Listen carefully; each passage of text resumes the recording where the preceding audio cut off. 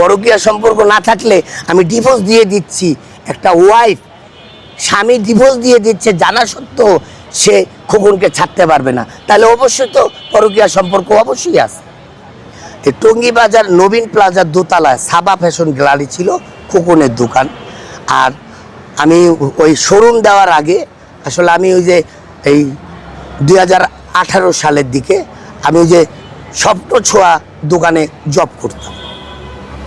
তো তখন ওই যে খোকনের দোকান সামনে ছিল, আমার ওয়াইফ আসতো আমার দোকানে বোরকা ঠোরকা কিনতে আর কি, তো কিনে চলে যেত। তো বিষয় হচ্ছে ওই দিক দিয়ে হয়তো বা খোকনের সাথে একটা ভাই বোনের সম্পর্ক তৈরি হয়েছে। তো আমার ওয়াইফ তো অনেক সুন্দর ছিল, তো বিষয়টা এই বিষয়কে কেন্দ্র করে আর কি খোকনের সাথে একটা ভাই বোনের সম্পর্ক সে তৈরি করে। তো আমার এগেইনস্টে আমি না জানা সত্ত্বেও খোকন আমার বাড়িতে যেত। হ্যাঁ হ্যাঁ, স্বীকার করছে আমার বউ।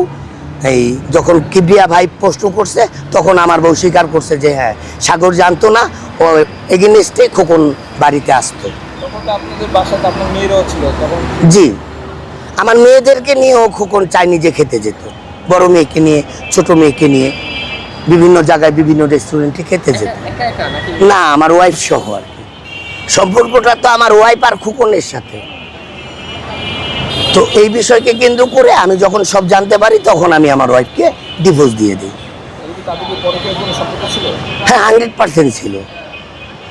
পরকীয়া সম্পর্ক না থাকলে আমি ডিভোর্স দিয়ে দিচ্ছি, একটা ওয়াইফ স্বামী ডিভোর্স দিয়ে দিচ্ছে জানা সত্ত্বেও সে খোকনকে ছাড়তে পারবে না, তাহলে অবশ্যই তো পরকীয়া সম্পর্ক অবশ্যই আছে, তাই না?